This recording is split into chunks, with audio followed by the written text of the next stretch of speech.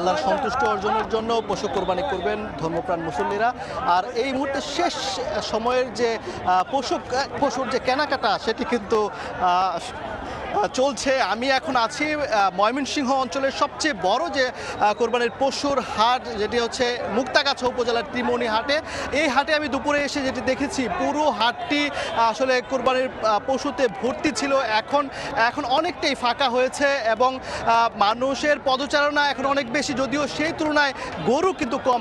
যারা আসছেন ক্রেতারা, তারা যেটি বলছেন যে ক্রেতা এবং বিক্রেতাদের মধ্যে এখানে মিশ্র প্রতিক্রিয়া থাকলেও মোটামুটি দর কষাকষির মাধ্যমে একেবারে যেহেতু শেষ সময়, তারা কিছুটা বিক্রেতারা একটু সন্তুষ্টির মধ্যে চলে আসে বা তাদের যে চাহিদা সেটির মধ্যে চলে আসলে কিন্তু তারা গরুগুলো ছেড়ে দিচ্ছেন। এবং ক্রেতারাও বলছেন যে যেহেতু আল্লাহর সন্তুষ্টি অর্জনের জন্য তারা এই পশু কুরবানি করবেন, তারা কিছুটা পছন্দ হলে দাম নিয়ে খুব বেশি আসলে তারা বাড়াবাড়ি করছেন না।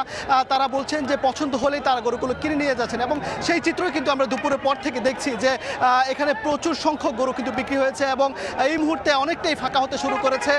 আর যারা বড় গরু নিয়ে এসেছিলেন, বেশি বড় গরু, তারা কিন্তু অনেকটাই হতাশ, কারণ এখানে 90 থেকে 1,60,000 পর্যন্ত যে গরুগুলো রয়েছে সেই গরুগুলোর বিক্রি সবচেয়ে বেশি হয়েছে এবং বিক্রেতারা এবং ক্রেতারা সবাই সন্তুষ্টির মধ্য দিয়ে আসলে তারা কেনাবেচা করছেন। কিন্তু যারা 3 থেকে 4 লাখ টাকার বেশি গরু যারা নিয়ে এসেছেন, তারা কিন্তু বলছেন যে এখানে তাদের কাঙ্ক্ষিত দাম তারা পাচ্ছেন না। ক্রেতারা সেই অনুযায়ী, তাদের যে চাওয়া অনুযায়ী দাম তারা বলছেন না।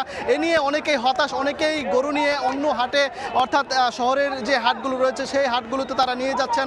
তারা আশা করছেন সে সময় হয়তো তাদের গরুগুলো বিক্রি হবে। সর্বোপরি কিন্তু বলা চলে যে এই কুরবানির পশুর হাট শেষ সময়েও কিন্তু পুরোপুরি জমজমাট অবস্থায় রয়েছে এবং দামাদামির মধ্য দিয়ে আসলে কেনাবেচা চলছে।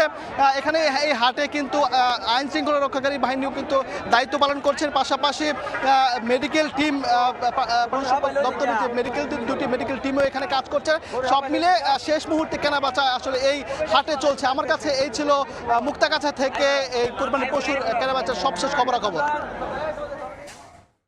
ময়মনসিংহের মুক্তাগাছা থেকে যুক্ত হয়েছিলেন সহকর্মী ওবায়দুল।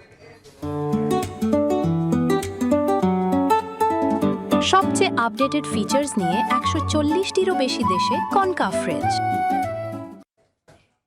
ঝড় বৃষ্টি উপেক্ষা করে ঈদ উদযাপন করতে ছুটছে ঘরমুখী